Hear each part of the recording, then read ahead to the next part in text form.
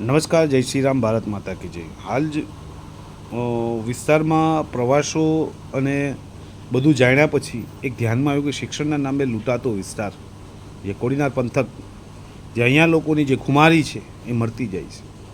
ખાસ કરીને શિક્ષણની વાત આવે તો પ્રાઇવેટ સ્કૂલ હોય કે સરકારી સ્કૂલ, એ બધી ઓક્સિજન ઉપર અત્યારે કોડીનાર વિસ્તારની આવી ગઈ છે. અને જે ગ્રાન્ટેડ હોય કે નોન ગ્રાન્ટેડ હોય, બધી લોકો અત્યારે બધા ઓક્સિજન ઉપર છે. એના માટે જવાબદાર કોણ છે સાહેબ? જવાબદાર છે આ વિસ્તારના જાગૃત લોકો. એને આપણે જે જાગૃત કહે છે એનાથી મોટા મને અભણ કોઈ જોવા નથી મળતા. સમાજના નામે જે મીઠી મીઠી વાતો કરે, પોતપોતાના ટ્રસ્ટો બનાવી, જે બહારના લોકો અહીંયાના જ્ઞાતિવાદ ફેલાવી અને અહીંયાના લોકોને બેરોજગાર કરી અને શિક્ષણના નામે એ લોકો ઉપાડી જાય છે. આજે જીઆરસીએ છે, અમારા સમાજની વાત કરું, જીઆરસીએ, કેઆરબી છે, બધી ખાલી પડ્યા છે. નાલંદા ખાલી પડી છે. તો એના માટે કંઈ જવાબદાર અહીંયાનું રાજકીય ક્ષેત્ર નથી. અહીંયાના લોકો જે શિક્ષિત છે એ લોકો છે. 5-10 હજાર રૂપિયાના કમિશન માટે થઈ અને બહોળી સંખ્યામાં અહીંથી યુવાનોને બારોબાર ભણાવવાના જે માર્ગદર્શન અને સેમિનારો થાય છે. ઘણી એવી સંસ્થાઓ જે બહારની સ્કૂલો, અહીંયાની સ્કૂલોને, અહીંયાનું સરકારી ક્ષેત્રને ભાંગવા, અહીંયાનું પ્રાઇવેટ ક્ષેત્રને ખતમ કરવા માટે અને એના વિસ્તારની મોટી મોટી વાતો કરે છે અને શિક્ષણની મોટી મોટી વાતો કરે છે. પણ એ લોકો પર એટલું ધ્યાન રાખે કે અમારા વિસ્તારમાં એક ભાઈ હમણાં જ આવ્યા હતા કે આપણા સમાજના છોકરાઓને ત્યાં લઈ જાવ છે, જ્યાં આપણા સમાજનું ટ્રસ્ટ છે ને, ત્યાં આમ છે ને. મીંદુભાઈ, જો અમારા તારા ગામમાં શિક્ષકો કેટલા? તો કે એક. અમારે હેરીએ છે ને 4-4, 5-5 શિક્ષકો છે. અને આ વિસ્તારના લોકોની અંદર એવી ક્ષમતા છે, એવી કેપેસિટી છે કે જે આઝાદી પછી પણ સરકારી ક્ષેત્ર હોય કે કોઈ પણ હોય, ઇન્ડસ્ટ્રી હોય, ડેવલપમેન્ટની વાત હોય, તો કોડીનારના લોકો હંમેશા આગળ રહ્યા છે અને એની ક્ષમતા છે. બીજા નંબરની વાત કરું કે જે પ્રાઇવેટ સ્કૂલો અને સહકારી સ્કૂલો એકબીજી મળી, બહારના લોકો અહીંયા ભણવાની બદલે અહીંયાના લોકો બહાર ભણવા જાય છે. આજે ઘણા વાલીઓ ફરિયાદ કરે છે કે અમારા છોકરામાં આ સમસ્યા છે. ઘણા છોકરા ગે બની ગયા છે કે જેને પરિવાર, કુટુંબ, સમાજથી દૂર કરી દીધા છે. મા બાપે જે ભણતરના મોહમાં જ્યાંથી કાઢી મૂક્યા છે. કાઢી મૂક્યા હું માનું છું. કેમ કહે કે પોતાનું જીવન જીવવા માટે કાઢી મૂક્યા હું કહું છું. આજે એ બાળકો ગે બની ગયા છે અને પૂછે કે જિગ્નેશભાઈ, અમારા છોકરાને તો આરએસએસમાં સમય પતી ગયો છે. એ નથી સમાજના રહ્યા, નથી કુટુંબના રહ્યા, કે નથી ક્યાંય નથી. ઘણા એવા મિડલ ક્લાસ છે કે જે અહીંયા તમારા બાળકને, તમને ઈચ્છા હોય કે મારા છોકરાને ભભામાં ભણાવો, ગર્લ્સમાં ભણાવો, સાહેમ છે, સરકારી સંસ્થાઓ ઘણી, બીજું ગ્રાન્ટેડ, નોન ગ્રાન્ટેડ છે, પ્રાઇવેટ પણ સ્કૂલો ખૂબ સારી છે. હું એ પ્રાઇવેટ સ્કૂલોનું નામ નહીં, ખૂબ સારી મોટી મોટી સ્કૂલો છે અને અહીંયાના લોકોમાં ક્ષમતા છે. આજે તમે રાજુલા જાઓ, જાફરાબાદ જાઓ કે કોઈ પણ વિસ્તારમાં જાઓ, તમે બીજા કોઈ પણ સુરેન્દ્રનગર વિસ્તારમાં જ્યાં કોડીનારના દરેક ક્ષેત્રની અંદર કોડીનારનો એક ને એક વ્યક્તિ છે, તો એ કોઈ આજ કર્યું ને કાલ નથી થઈ ગયું. એ આ વર્ષોના વિસ્તારના લીડરોની દેન છે. અને આજે આપણે એક પ્રાઇવેટનો એક ઉપાળો ફાટ્યો છે.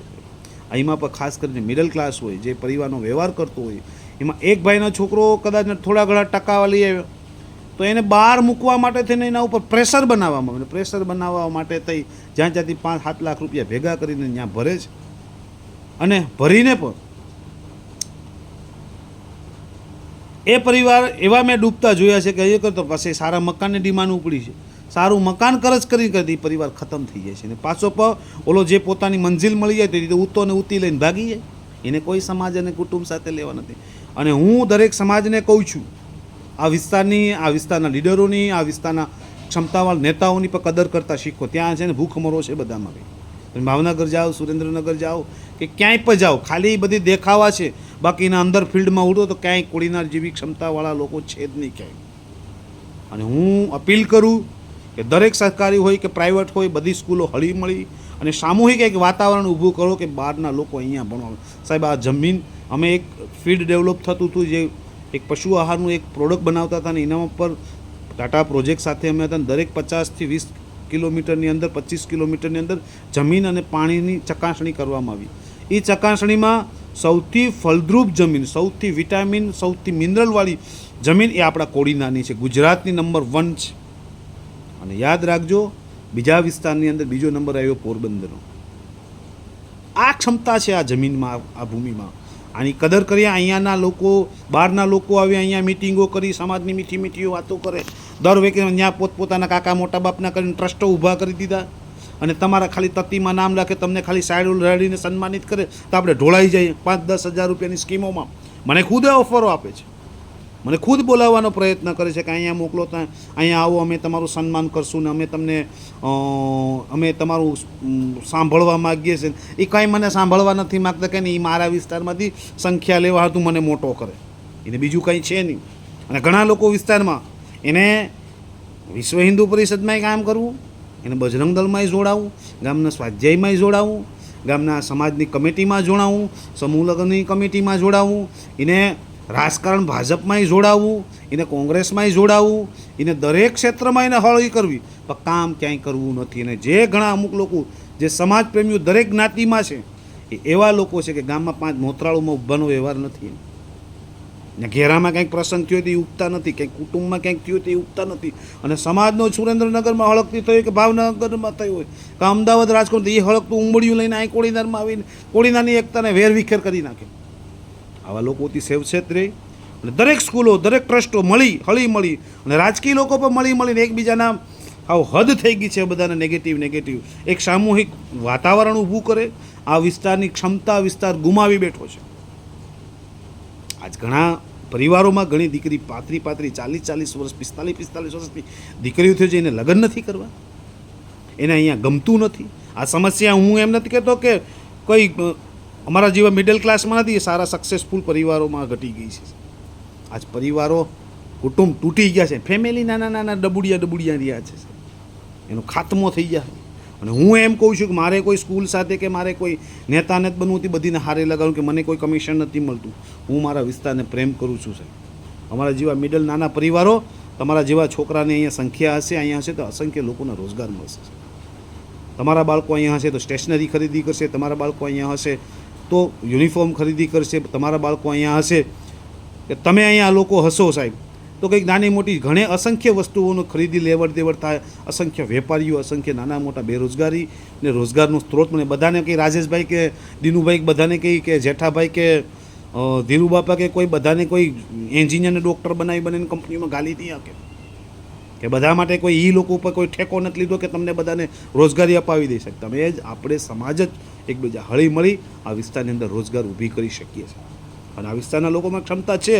આપણા વિસ્તારના છોકરાઓ જે નાના ખાલી કોર્સ કરી, ITI કરી, વેલ્ડર કરી અને આજે બહાર ગઈને કવડા કોન્ટ્રાક્ટર બની ગયા છે. આ લોકોની ક્ષમતા છે, ત્યાં હું કંઈ નહોતા. અને ખાસ કરીને બહારના લોકો અહીંયા આવીને કંપનીઓમાં આવીને ઘૂસવું, અહીંથી સરકારી ક્ષેત્ર ખતમ કરવું. એ લોકોને શું છે, કોન્ટ્રાક્ટ નહીં લેવો, તમારા જેવા મારા જીવાને આગળ કરી અને સાપુરજીમાં કોન્ટ્રાક્ટ મળતો ને એક વ્યક્તિ કાંઈને ફલાણ ભાઈ એની જેની પાસે ક્ષમતા છે એ કામ કરે ભાઈ. અહીંયા મારે પાસે સાપુરજીમાં કામ, મારી પાસે 107 કરોડ રૂપિયા રોકવાની ક્ષમતા છે નથી. જે કરે છે એને કરવા દો ને સાહેબ. એમાં અંદર આંતરિક વિવાદો ઊભા કરી અને એ કદાચ ને એનું કામ હાલતું હોય તો 5 ડ્રાઈવર રાખીએ, 5 હેલ્પર રાખીએ, 5 સુપરવાઇઝરો રાખશે, 5 ક્યાંક હશે ને એના જે કોઈ કુટુંબ ભલે આપણે એક સમાજ લેવલ હલાવતો હોય તો એના બાળ બચ્ચા પર કંઈક ખાય ને એના બાળ બચ્ચા પર ખરીદી તો કોડીનારમાંથી કરશે ને. અહીંયાના લોકોને રોજગાર મળશે ને. થોડીક એકબીજાની માનસિકતા બદલાવી, દરેક પ્રાઇવેટ સ્કૂલો ભેગી થઈ, સહકારી સ્કૂલો ભેગી થઈ, એક સામું સારા શિક્ષકો આ વિસ્તારમાંથી ઊભી થાય છે. ક્યાં જશે સમાજ? આજે અમે લોકો છે પશુપાલન સાથે જોડે, દૂધનો ભાવ ક્યાંથી હોય? લોકો જ નથી. જે હેરીમાં, જે વિસ્તારમાં, જે હેરીમાં 5-10 છોકરા રમતા, આજે એક ગગુડિયું નથી મળતું, એક ગગુડિયું ક્યાંક રખડતું હોય, શું થાય વિસ્તારમાં? અને ઘણી NGO હાલે છે સાહેબ, એ મોટી સ્કૂલોના ફંડિંગથી NGO હાલે છે. એ વિસ્તારમાં નારી સશક્તિકરણ માટે કામ કરે છે અને એ એવી બહેનો એમાં જોડાયેલી છે કે જેને લગ્ન નથી કે એને પરિવાર નથી ને કુટુંબ નથી, ક્યાંક તો કોઈક ડિવોર્સ છે. એ બહેનોને ઊંચી ઉડાડવાની વાતો કરે. અને ખાસ કરીને આ વિસ્તારના જે જાગૃત લોકો છે, જે 5-10 હજાર રૂપિયાના કમિશન માટે થઈ આ વિસ્તારમાંથી સંખ્યા, બહોળી સંખ્યામાં લાખો કરોડ સાહેબ અમારા સમાજમાંથી અમે ખાલી 30 કરોડ રૂપિયો આ વિસ્તારમાંથી એમનેમ જાય છે. આ માધ્યમને રોકવાનો પ્રયત્ન કરે. અમારે કોઈ વિડીયો આ બનાવી અને સોશિયલ મીડિયામાં કોઈ હીરો નથી થવું કે અમને કોઈ આમાં કોઈ જે કે વ્યૂના પૈસા મને આમાં કંઈ મળતું મને એમાં કંઈ ખબર નથી પડતી. અને હું શિક્ષણ જગતનો માણસ છું જ નહીં ભાઈ, છે જ નહીં. અમારે શિક્ષણને મતલબ એવું કેમ કે અમે એ કાળમાં છે, અમે ભણી ક્યાં નહીં ભાઈ. અમે આવ્યું ક્યાંક તો ઉધડિયુંમાં, ક્યાંક તો આર્થિક પરિસ્થિતિ નબળી, એના કારણે અમે પણ અમારી મંજિલ સુધી પહોંચ્યા નથી. પણ અમે આ વિસ્તાર માટે, આ રાષ્ટ્ર માટે જે અમને કોઈ પણ જે વિચારો સાથે જોડાય છે, જે અમને તૈયાર કર્યા છે સાહેબ, કે રાષ્ટ્રના ભલા માટે, આ વિસ્તારના ઊભો કરવા માટે થઈ તમે પણ સહભાગી બનીએ. અમારે કોઈ નેતા તંત્રી કે મંત્રી નથી થવું, પણ અહીંયાના લોકોને અપીલ છે, જે વસ્તુ સાથે છે પોતાનો વિસ્તાર પ્રેમ મરી ગયો છે એને થોડોક જગાડવાનો પ્રયત્ન કરે. જય શ્રી રામ, ભારત માતા કી જય.